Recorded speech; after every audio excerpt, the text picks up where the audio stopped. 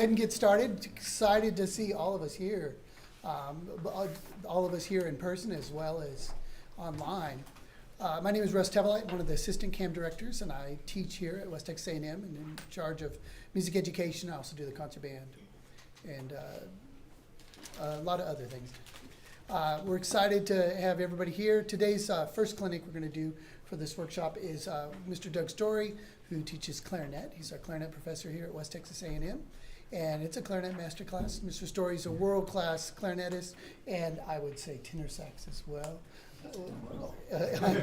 So he's wanting that free lunch. That's Yeah. Some sleazy jazz tenor sax. Yeah. But please welcome, without any further ado, Mr. Doug Story. Thank you so much.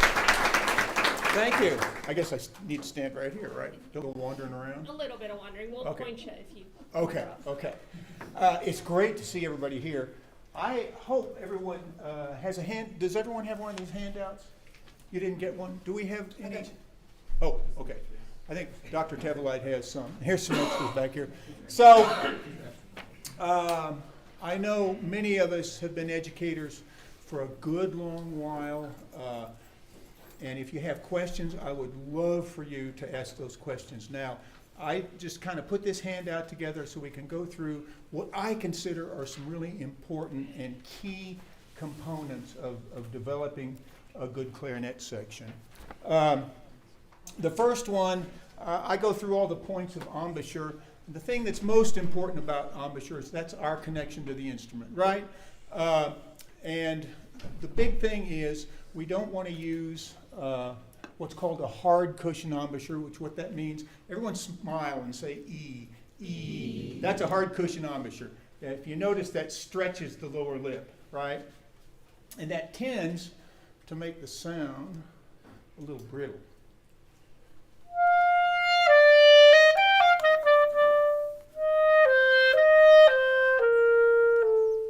Now, most people use what's called a soft cushion embouchure, which you take that E and go, ooh, okay?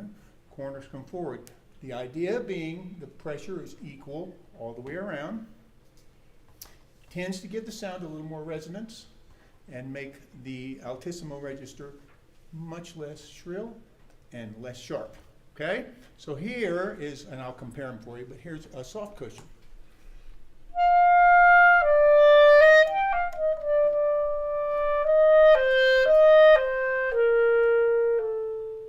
Here's a hard cushion.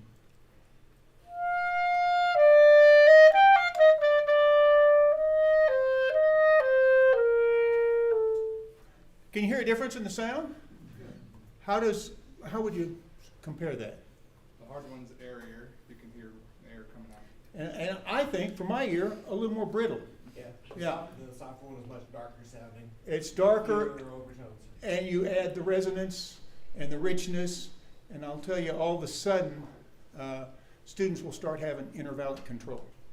Okay, that's why I like soft cushion with like 90% of the rest of the world. So that's a really important component. All right. Now, the other things that we need to talk about for tone, as far as mouthpiece and embouchure, there are two other things. One is head angle and instrument angle, okay? The other thing is the amount of mouthpiece that goes in the mouth. If you turn your mouthpiece sideways, which I notice no one has clarinets, but we'll use mine. Okay, so you'll notice the reed, the greatest distance between the reed and the mouthpiece is at the tip, right? As you go down, eventually they meet.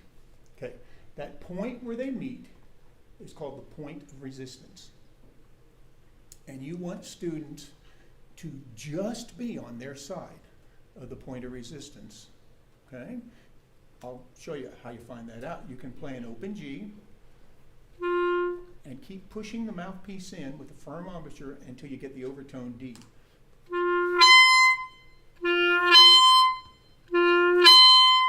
So when I hit that D, the overtone off of G, that means my lip is on that point of resistance, okay? So you have students hit that and just pull out, and that's the maximum amount of mouthpiece. Now, let me show you why that's important. I'm going to play with the right amount of mouthpiece, and then I'll play with too little, and then I'll play with too much, okay? So here's the right amount of mouthpiece. I'll pick on Mozart again.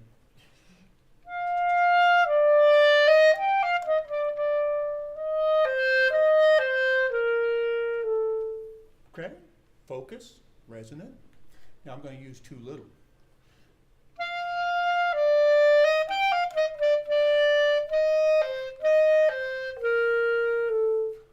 Pinched and thin, right? Now I'm going to use too much.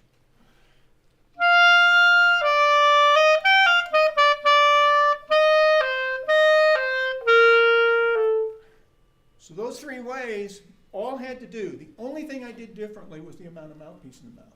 So that's why that's a super important component, right? So we've talked about soft cushion embouchure. We've talked about the amount of mouthpiece in the mouth, and now the third component that is really important for students, tone. And intervallic control and articulation especially is the head angle. We want students to keep the head level, and the instrument should be somewhere between 30 and 45 degrees with the body. Again, I'll pick on Mozart and show you. So this is about where it should be. I'll just do that much. Now I'm going to put the head down, which you see all the time, right? What happens when you do that is you're just using the red part of the lip, and what you really need is the flat part of the chin to support the sound, okay? So that's why it's important to have the head up and bring the instrument in. And that's one of the reasons that I think the clarinet's very accommodating. I mean, we can have thin lips, we can have thick lips, we can have straight teeth, we can have teeth that aren't so straight. We can accommodate a whole lot of people. It's just learning what the important components are to help that student be successful. Okay, so does that make any sense? Yes, everybody okay? Any questions? Quickly, can you show how I would show to a sixth grader that same approach? Can you show it again, the head tilted and then coming down into the instrument? Beginning lesson. Sure. And can you repeat it? In profile. This way. Yes. Thank you. Okay. Wait, I got to suck my stomach in first. All right, so a head level, instruments somewhere between 30 and 45 degrees. Now, before I do this, let me say the reason we say between 30 and 45, that accommodates lip thicknesses. And what I do when I'm working with young students is I'll go around and have them play F. This is a really great, best resonance on our instrument. And just move the bell a little bit. There's my spot, okay? And you can just use your ear. But again, I'll just play a little bit of Mozart. This is head up in the right spot. For me,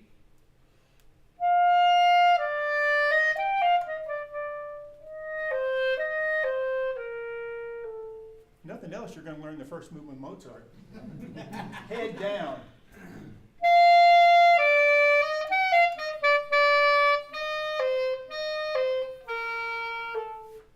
And honestly, I'm not enhancing that in any way.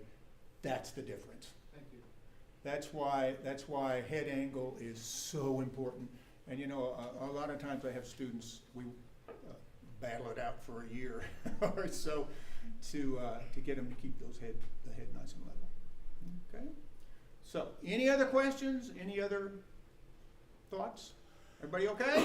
All right. Now let's go to one more component. The tongue is a very important area that we need to consider ourselves with. Again, for richness and fullness and consistency of sound, okay? So most people will say the tongue should be A or E. So just say that with me. Say A and E. Somewhere in there, you know, and I've been at conferences where people will argue about that forever, and it's like, oh, come on, you know. It's just you got to keep the tongue arched up. Now, I will tell you, there's a great exercise that I ran across, I don't know, 10, 12 years ago, and I wish I would have thought of it, but it wasn't my idea. But there's you know, we all know that embouchure firmness should be a concert F sharp on the mouthpiece and barrel, right? That's a great way to get those kids to know the right idea of how much pressure they need to put on the embouchure. So mouthpiece and barrel will be concert F sharp. If you're going to play your clarinet with them, it'll be a G sharp for you, right? Now, the way we can check for embouchure firmness and the tongue in the right position is to have them play a concert F sharp, but not with our fingering. I'm going to have students play it with an overtone fingering, which is thumb register, 1, 2, 1, 2. And that's what I drew on the bottom of your sheet for you. I'd forgotten to include that. So that is a real telltale. The only way students can get that is if they have the right amount of mouthpiece in the mouth, the embouchure pressure is correct, they're blowing enough air, and the tongue is in the right place.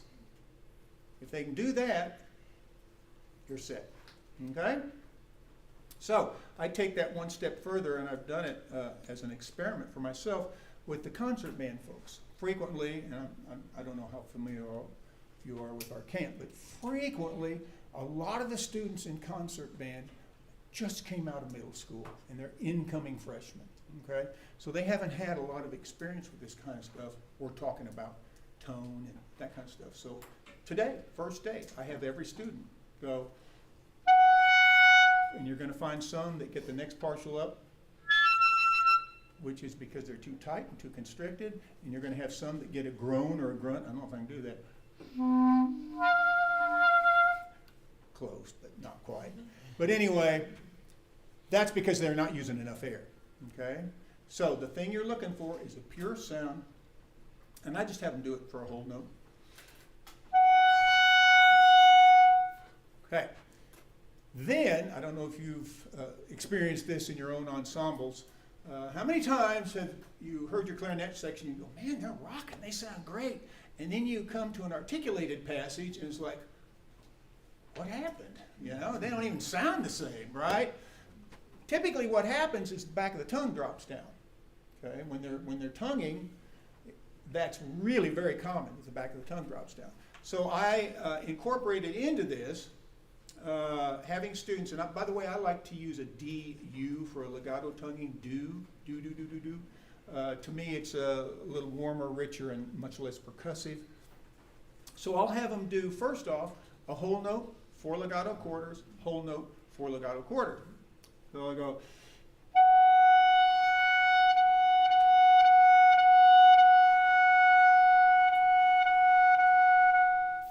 all right, that tells me that the air is always going through. That tells me the embouchure stays the same pressure, and that tells me that when they're tonguing, when they're articulating, the air is still going through. Huge, important, underlined 6 exclamation points, and that's oftentimes the biggest disconnect with students in articulation. Okay? So, the next component is I have them do staccato. I still use a DU, but I put a T on the end of it. Do, do, do, do, do, do, do, do, and I have them do eighth notes. So,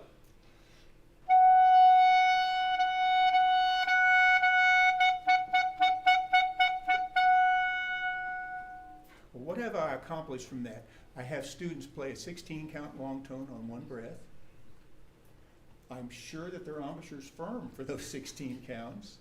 I'm sure the tongue stays in place for those 16 counts. And I'm sure that the air is always going through when they're articulating.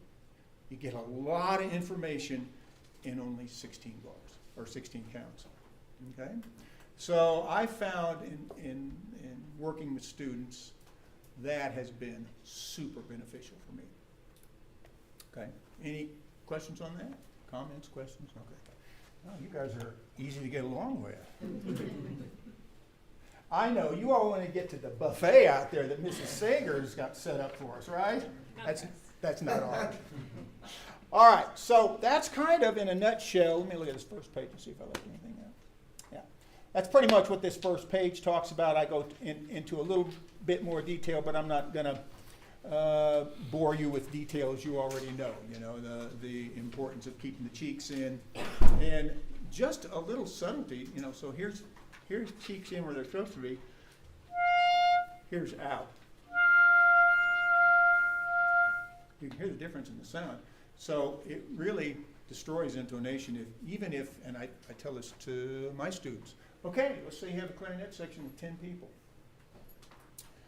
Everyone's got a great focused sound, and there's one person that doesn't. The whole section is not, oh, hey, you know what? There's 9 people that really sound good. There's one in there somewhere that's having a little bit of a problem. No, it's all in the pool here. We all need to work on that and make sure that that's a concept we all deal with. Okay? So, tone studies, I'm not going to, these are just some different concepts. I'm sure all of you have your own ideas of tone studies you'd like your students to do.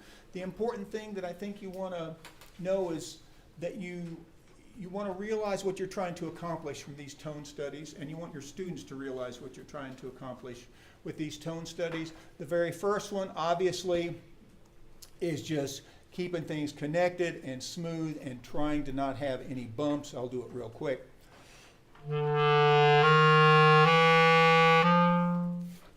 You just want things to be connected and full. You don't want one note to be fuzzy and one note to be really pure. It's that concept of keeping everything the same for every note. And then if you notice, you just go down through the page. All we do is just add intervals to it, right? So I don't think there's anything secret or special about that. It's just a little suggestion. Now, the next part, register studies. I think teaching going across the break by the 12th is the way to go. And that means, obviously, you get the fundamental sound and tell students all you're going to do is just press this register key and that note appears. How many times have we worked with students where, you know, they see a high note, so they give it a little extra bump to make sure that it comes out. And once that gets started, it's really hard to get rid of, okay? So it's an idea. In fact, I've even seen where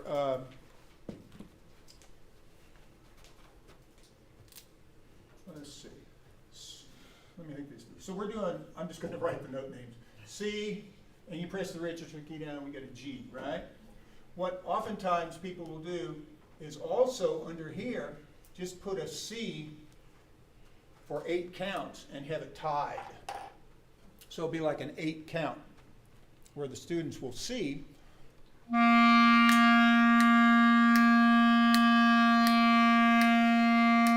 to give them the concept of that's what your ear does, okay? And then they'll go to this line and say, okay, your ear is doing this, your thumb is going to make that happen. But there's no difference between this and this.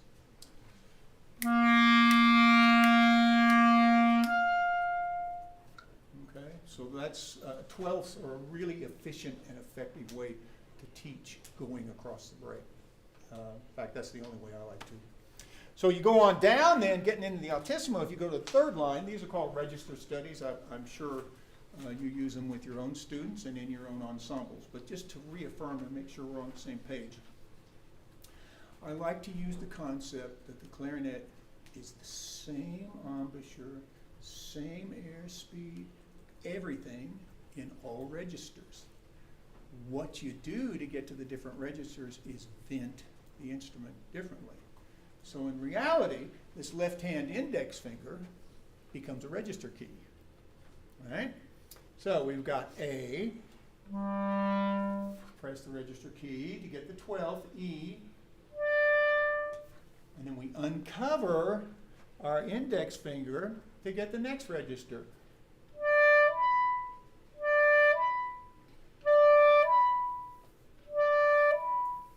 Okay, it's really quite easy, but for some reason, students like to make it really hard. So the airstream stays the same, embouchure stays the same, tongue stays the same. All you're doing is venting the instrument. Now the important component here is you want students, if you'll notice my index finger, I keep the weight on the key and just roll it down and open it up, right? That's what makes it smooth. If you lift it, it's going to pop.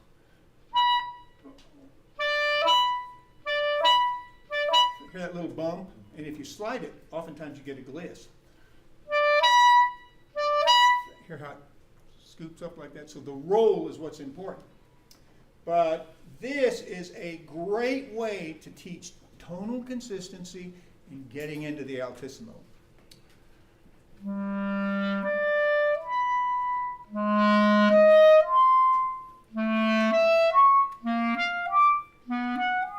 Etc. Okay? And you can use a tuner if you choose. Don't insist on them being absolutely 100% dead on, because I like to use this to just get into the high register.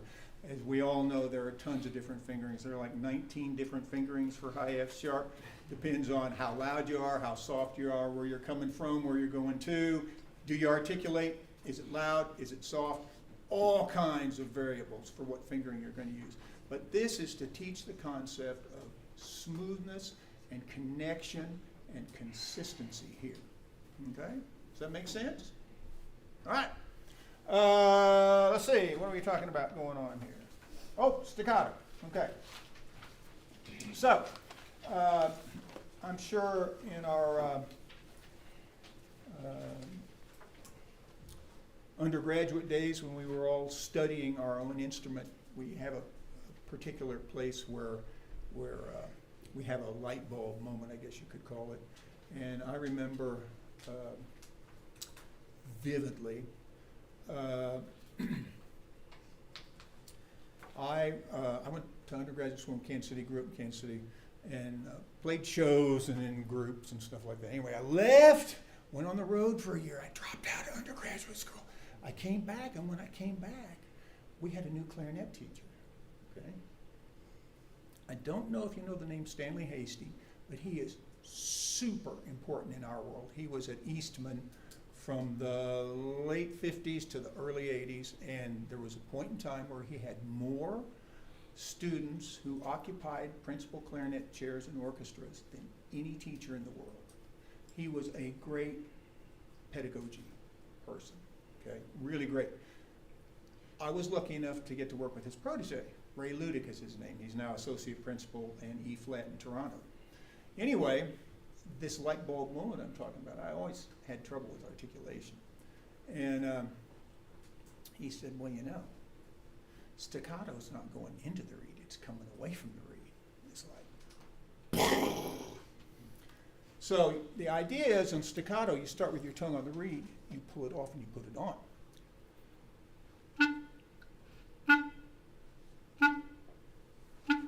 So let me do it on a G so I can show you. So this is my reed, okay, and here's my tongue.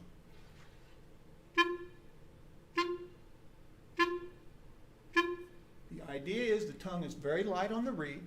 You build the pressure, you pull it off and put it on as quickly as you can. The other component of that is it's pretty high up. So if your tongue is arched in your mouth this way, where the white part of my fingernails are, is going to be way up as high on the tip of that reed as possible. Well, why? That's where it's thinnest. It takes much less pressure to do that, right? And oftentimes when students have really slow staccato, it's because their tongue is flat and they're tonguing way far down on the reed. Well, think about this. If you tongue way down on the reed, you got to move the whole tongue, number one. Number two, you're on a much thicker part of the reed, so it takes more pressure to dent the air to make that articulation. If your tongue is arched up and you're way up on the tip, you only need that movement as opposed to down here, right? So that's the whole concept. Up, high, arched, way high on the tip, pull off, put on. In fact, everyone say, that's it. And just as we talked about, excuse me, as we talked about earlier, is keeping that air going through there.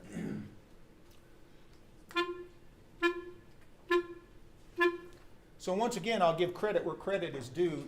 Daniel Bonad was he was the Americans' link to the Paris Conservatory. He came to this country, he played in Cleveland, he played in Philadelphia, he played in New York. and then eventually just started teaching and writing. And there is a wonderful book, I'm not sure, LeBlanc Publications used to publish it. It's called The Clarinetist's Compendium by Daniel Bonad. And a lot of this stuff that we're talking about is in there. He was a great teacher. Anyway, this is his method, and I'll just kind of run through. He would have a student play, for example, on the second line now. He'd have them play a G, and to end the sound, we're teaching staccato in incredibly slow motion. He'd have them place their tongue on the reed. While their tongue was on the reed, still feel like you're blowing, and for the next G, you're going to pull it off. So,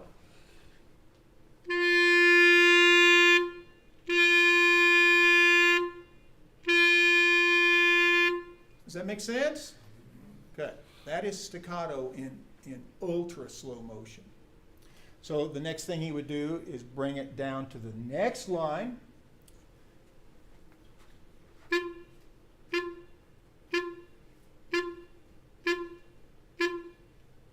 While it's silent, my tongue is on the reed and I'm still blowing. So it's like a little valve. Doot, doot, doot, doot. Does that make sense? Yes. Okay.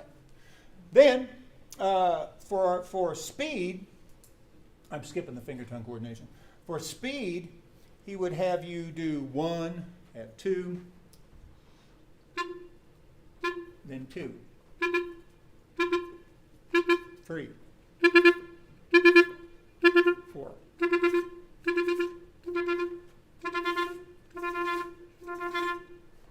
And just keep increasing the speed, increasing the numbers of notes that are on one pulsation.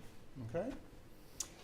The other concept that I'd like to talk about is this concept of clipped tonguing. Has anyone heard that term before? Yeah. I didn't realize till recently, some people don't believe in it, but I'll throw it out there for you to think about. Okay. I always argue with them. So, clipped tonguing is this idea for clarity and crispness and definition of articulation. Okay, you put your tongue on the reed. I'm on the very bottom example of that staccato page. My tongue is on that last G, so for B, all I have to do is pull it off, right?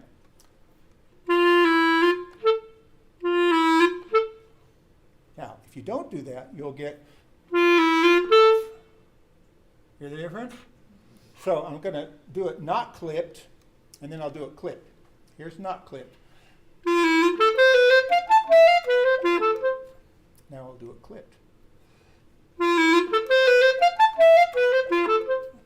Can you hear a difference? For me, there's a lot more clarity, more focus, more definition, crisper, and much more rhythmic. I don't exactly know why people have a problem with that, but anyway, I think the idea is maybe sometimes students use way too much pressure, okay, and can accent the clip. So that's the important thing. You don't want to go, all right? Just put it on there. Whatever.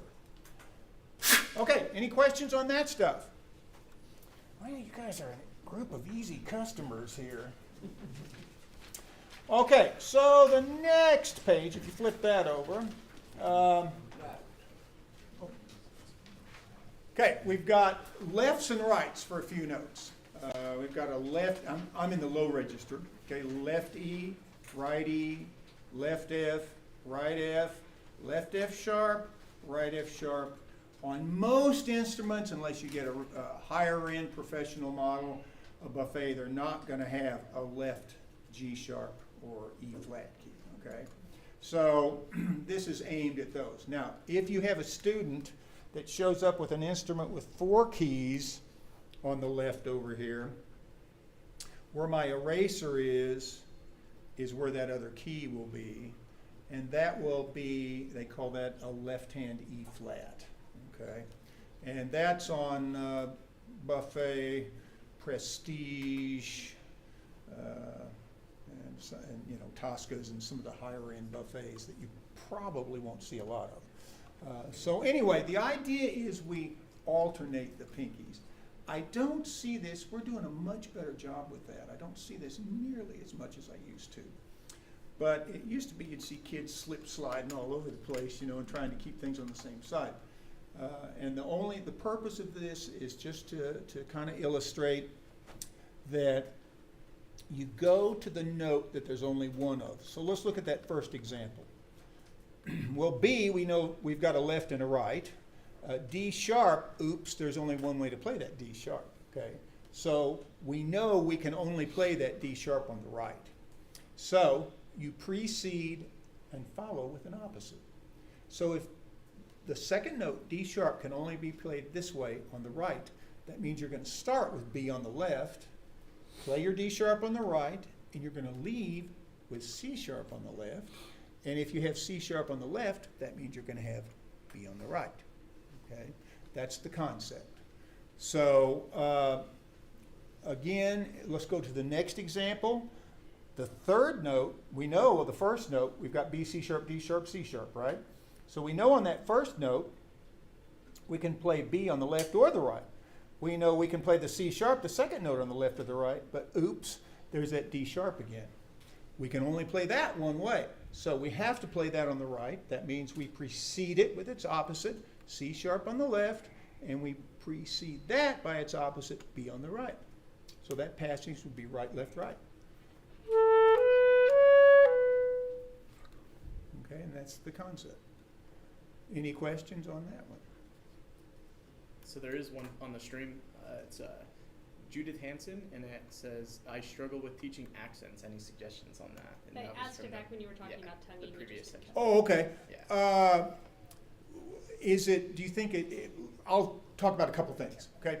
One is oftentimes accents, students use too much push here, and they hit the reed so hard, they open up too much. They go, get little scoops, okay? In that one, I just tell them to not use as much push on the tongue, or be as aggressive with the articulation. And again, I think, for me, D is a great consonant. So, and being sure that the air always goes through. If you have successive accents, oftentimes students shut the air off between those accents. And they go, and it gets a little poppy.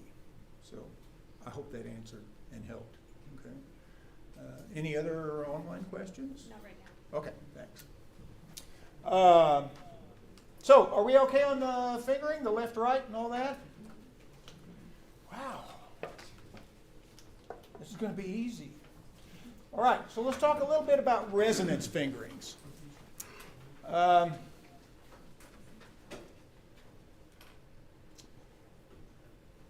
As you well know, the dreaded throat tones on clarinet are a place we all struggle with. I don't care how long you played.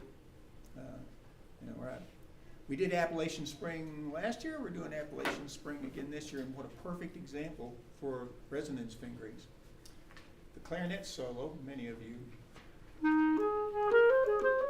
right, goes from F to B flat. Are you kidding me? If you don't use any resonance fingerings, that sucks. Hear the difference? Resonance fingerings are simply an open G, well, let's do better yet, a B flat. This B flat, you're only using this much of your clarinet. Right? The rest of it's useless. So the idea is, if you put some fingers down on throat tones, which throat tones, to refresh you, are anything without any fingers down. G, G sharp, A, B flat. Okay? Notoriously thin sound, usually sharp, just not pleasant to deal with oftentimes. So the idea is you put different fingers down to add length to the instrument. Okay, so that B flat I played, which is yucky, I'm going to put these two. For me, this is my best resonance.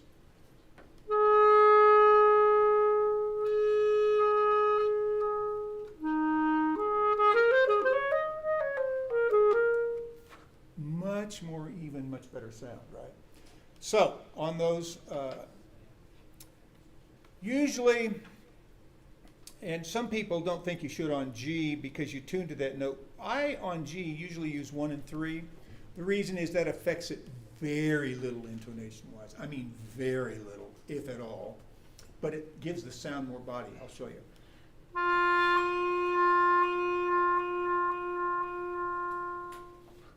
Richer, warmer, fuller sound, right? So I think, did I write some down here for you? Yeah, so on G I do that. And A, different people have different fingerings. For me, the one that works is 3, 1, 3, C. B flat, I like 2, 3, 2, 3. Some people like 3, 3, C. On my instrument, 2, 3, 2, 3 has a little more body. As opposed to 3, 3, C. It's just a little bit thinner, right? But the idea and the really super important concept about all this is you want to teach your students to find and encourage them to find the fingering, the resonance fingering, and you can help them, that works for them. You can't really just it does help to just randomly say leave your right hand down, but let me show you what that would sound like if I just leave my whole right hand down on that B flat. This is the one I use. You can hear a difference, right? It's the difference between.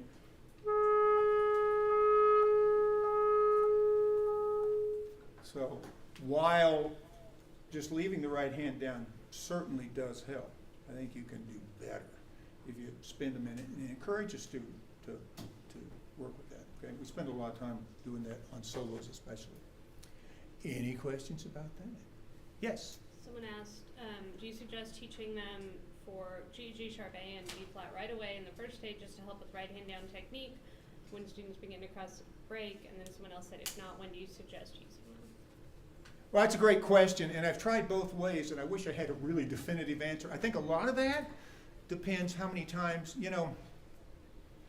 there are some people who are lucky and get to see beginners every day in like instrument classes.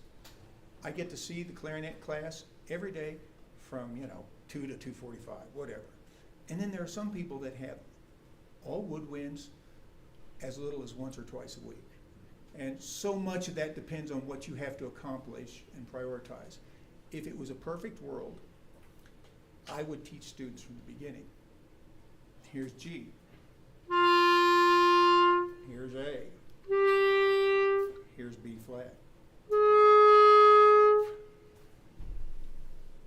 If it confuses students, forget it till they play a little bit more. But again, so much of that depends on how many times you see your students. I do, for sure, that first year, tell students to start working on those resonance fingerings, and we pick them out. I think as long as you're going to have some fingers down, you might as well have ones that are the best choice for them. And by and large, 1 and 3 is great for everybody. The one that's really probably pretty different is B flat, but I will say I've never seen B flat, this one, not work. I have seen this one not work, but I've never seen this one not work. So I kind of default to this one. I'll say, here's A, here's B flat, here's G, A, B flat. And so when I work with students privately, which is really different from working with the classical level. So I do think it's a good idea to keep going though, with them from the beginning. Okay? Do these resonant fingerings work on all sizes of the clarinet? So bass? Basses, no. Yeah. E flats, yes, but that's such a different instrument. The funny thing about E flat is the pitch pattern is so different. Pretty much, I would say, for my comfort, this is B flats. Pretty much. Now, the concept works, but it's not the same. I feel comfortable blanketly saying, this is great for G, this is great for A, this is great for B flat on a B flat. I wouldn't feel comfortable with that on a bass. In fact, oftentimes, basses, throat tones are flat. So you don't want to add to that because that does drop the pitch a little bit. But you know, resonance fingerings on a B flat, they bring down the pitch in a sharp area. They make an area that is traditionally thin tonally much richer and fuller, and students have something down to make it easier to cross the break. So you get really 3 benefits. That's better than a BOGO. That's just buy one, get one. So it's a BOGT, I guess. Buy one, get 2, right? You get 3 things off of that. All right. So are we all, any other questions? Yes? Why do most method books teach the different fingerings then? I mean, why? I think because a lot of method books are slanted towards the full ensemble. It's like, you know, sometimes I saw one, I can't remember what it was last year. And the first note the kids played across the break was a B. It's like, you know, and again, I would do anything I could to teach kids this idea of the 12th. And then after that, the register studies like we talked about. That helps so much. And I can see it with my concert band. They don't know it. They're my experimental group. I try different ideas with these guys, and I have never not seen them improve dramatically day after day by doing the register studies. Every day I make them warm up on the register studies, and I have them do this, you know, do the articulation in that. Every student, every day. And by the end of the week, they have improved dramatically. Now, the problem is, do they go off and go to baseball camp and forget it? Probably. But at least they've had that information. And, you know, if you are working with your students on a daily basis, you can keep reaffirming that and keep coming back to that. That's a big deal. Okay. Okay, any other questions? All right. Oh, yeah. I feel like my beginners are like always flat, super flat, and I feel like I could never fix it. What do you think? Best? Well, sometimes, and I will say this, sometimes it's a mouthpiece choice. I will say, and by the way, I absolutely love Clark Fogel's mouthpieces. I played on them, and he is an artist. Sometimes there were some debuts that came out a while ago, and something happened. They were really flat, really flat. And I switched. This has nothing to do. I played on a Clark Fogel forever and ever and ever. However, I have a student that's out in L.A. and we were talking about mouthpieces, and he sounds great. He plays for Sony a lot, and so I said, "What mouthpiece you playing nowadays?" And he says, "I'm playing a Van Doren BD5." And I said, "Wow." I said, "Next time," yeah, there's a Van Doren artist store in L.A. and only artists can go to it. And so I said, "Next time you're at that store, pick one out for me and send it to me, and I'll pay for it." So he and the Van Doren guy sat down and went through 8 BD5s and went through them twice. And both times, both guys picked this particular mouthpiece. And that's getting around to telling you, it's not that I have a great mouthpiece story to tell you, but it's that mouthpieces are so inconsistent, okay? So I'll just say, and I'm not really picking on Van Doren, because it's just kind of the way things are. Let's say you'll get 4 or 5 Van Doren mouthpieces. There's going to be one that is exceptional. There's going to be a couple that are really good. There's going to be one that's okay, and there's going to be one that is dreadfully flat. And that's just the way it is. So mouthpieces are a problem. The other thing that there are other things that contribute to flatness. Flabbiness here.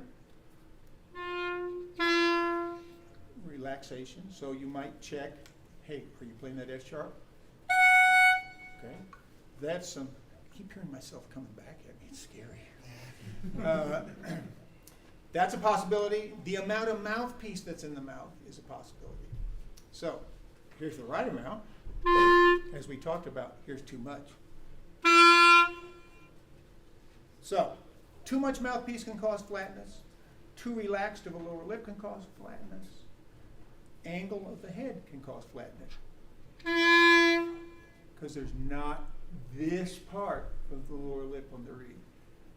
This part of the lower lip needs to provide support to this part. That's why when we were talking about head angle, that's so important, right?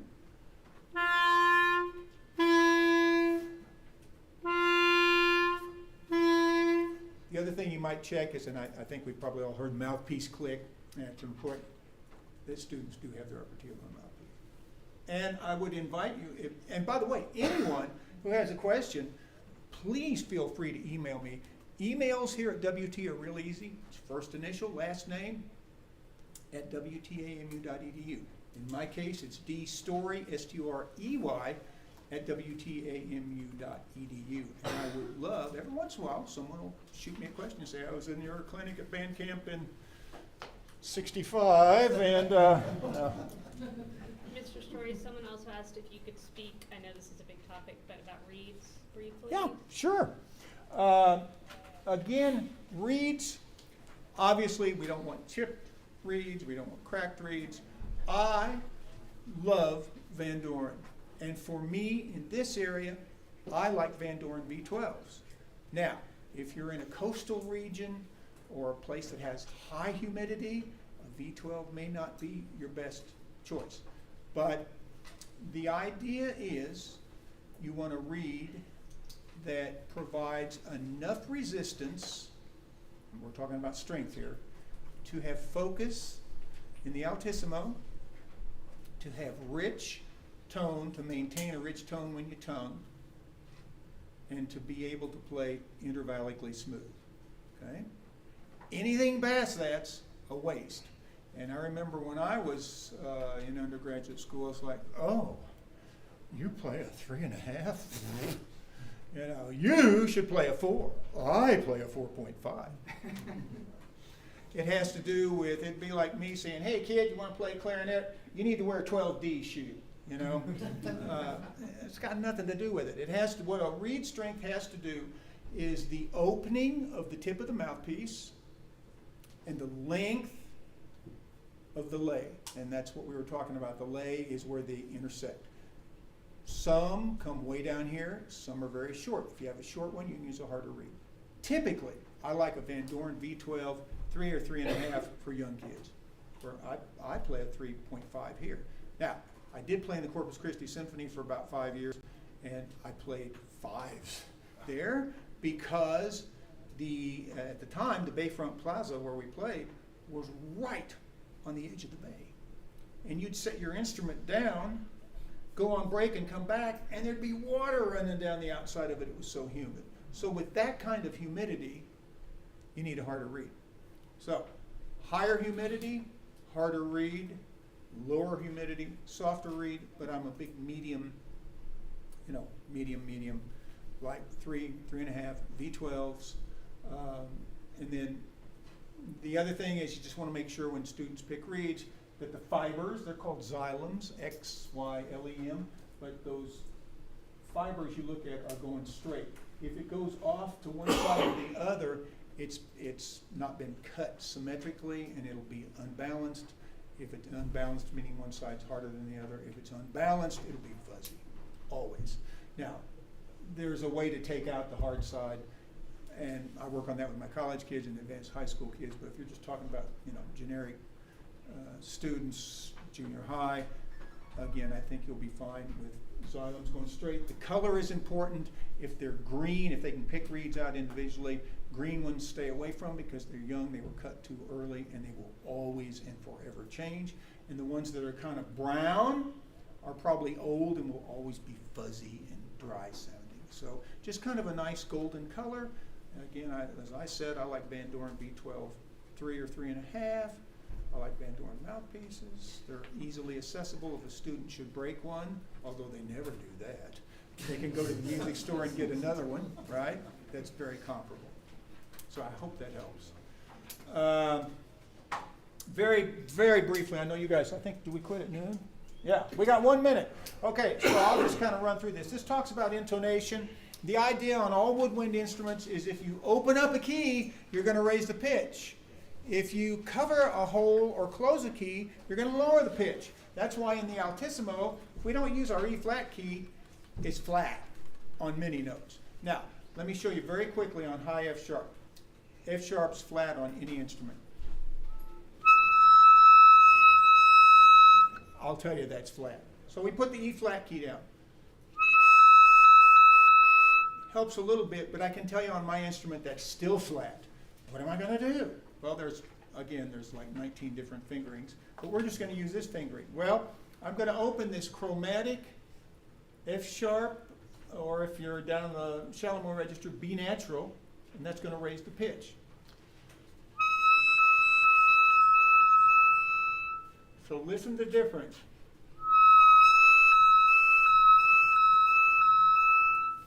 So it's opening something for a flat or a low pitch that you want to raise. You got to open something, and if you want to lower a pitch, let's say throat A, always sharp. We cover something. What do you cover? Open holes. Let's say the low A, that's notoriously sharp.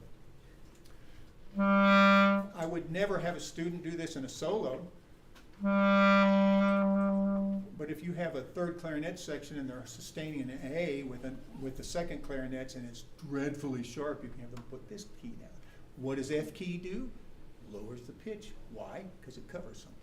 Okay. So that's just pretty much it. On the back page of that sheet, I've given you some alternate fingerings. The first pitch is a C sharp, 2 ledger lines above the staff. The second pitch is a D. And then just in case, I just threw this in. Lee Livengood is a great clarinetist and a really great guy. He plays in Utah Symphony. And I used to play Casper mouthpieces, and he is the definitive the Caspers died in 76, I think. So they haven't been made. They're vintage mouthpieces. And he is the guy to take your Casper to. He knows how to fix them. And so I've seen him many times. And this is his handout that he gives in clinics. So I just borrowed this with his permission and threw this in for you. And this just identifies, if you read about a mouthpiece and you don't know what they're talking about, this may give you some hint as to the part of the mouthpiece that they are talking about. Okay? So, I know it's been kind of quick. I've tried to be clear and not be too wordy. Any questions before we go to lunch? I have a quick question. So for like the upper, like high school and like some college students, what would be like a good reed knife to use to like really wear down the wear and tear of reeds? I think a Van Doren's a really accessible and easy one. Okay. A lot of my students get Reed Geeks, and there are a lot of great tutorials. I just never used one because I used a knife my whole life. So, but a Reed Geek's a good thing too. But I'm comfortable with a Van Doren knife. I also like ATG by Thomas Rittenauer as well. Because Tom Rittenauer, yeah. with schools, I mean, and their strict policies about knives and everything, like you don't want students bringing a reed knife into classes. Yeah. I've had more than one reed knife taken on an airplane. So that and deodorant. I guess they went a smelly old guy. I don't know. Any other questions? All right. I've had a great time. I hope you guys have a great time. Please, please, please, if something occurs to you during camp that you'd like to ask, hunt me down. I'm running around. I'm usually pretty easy to find. Someone did ask online, I didn't know if you'd have time for it, but what instrument you're playing on? I have a buffet vintage. The reason I have a vintage is I'm a vintage guy. That's what I grew up with. It has the bore of the classic 1950s buffet R13, and this one is the vintage model. Interestingly enough, if you're trying out instruments, I'll throw this out real quick. I had a student whose father ordered her 5 instruments to try, right? Not to buy. All 5 of them came to my office, and we sat down and tried them out. One was a buffet vintage. 2 of them were buffet prestige. 1 was a buffet Tosca, a super high dollar buffet, and the other one was plain old R13. We sat down and played through all of them, And without a doubt, I played it and they picked the vintage out of all those instruments. She played it, we picked the vintage. So what I'm telling you this for is that play the instrument, don't go with the name. There are enough variables with all these instruments that you're not necessarily, if you're paying for the high dollar instrument, you're not necessarily getting the best instrument. R13's a good choice. I like buffet. I've been a buffet player my whole life. I just like them. And as I said, for me, vintage is a little warmer, richer sound than an R13. Prestige is a good choice too. Okay? All right. Well, I guess if there are no more questions. Yeah.